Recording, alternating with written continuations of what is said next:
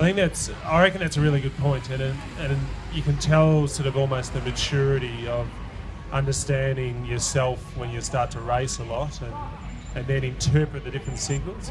And the thing I think a little bit with nerves, and I suppose what Sally's talking to, is it's how you interpret nerves. So, you know, sometimes you interpret nerves like it's just this energy that you can't control, when really it's your body tuning yourself for doing a race effort.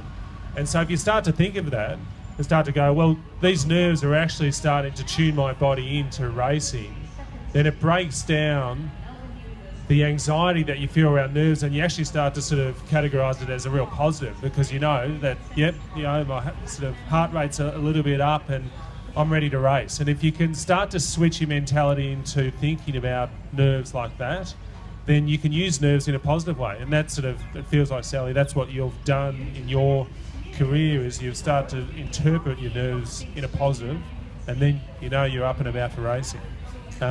Alice, so what's your experience with nerves, and how have you dealt with nerves over your career?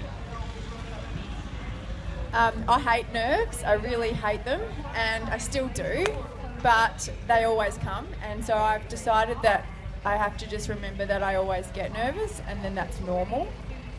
And last time I got nervous, I performed pretty well. So I don't actually make them positive, I just normalise them.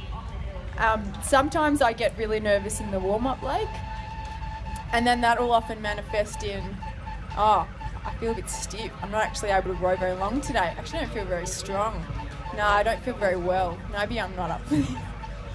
And then I think, actually, I felt exactly like this last time. That's normal, so get on with it.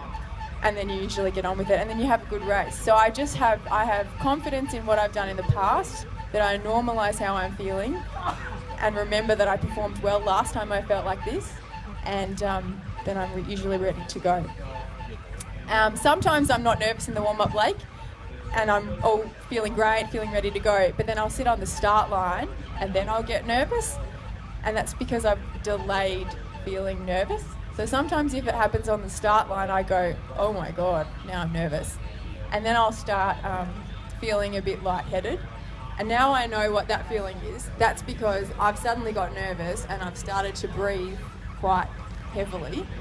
And I got told that's because you're sort of hyperventilating and you don't know it, you feel normal. But when I get lightheaded, I just know I have to hold my breath for a couple of breaths, and then I'll feel normal again, and then I'm right to go.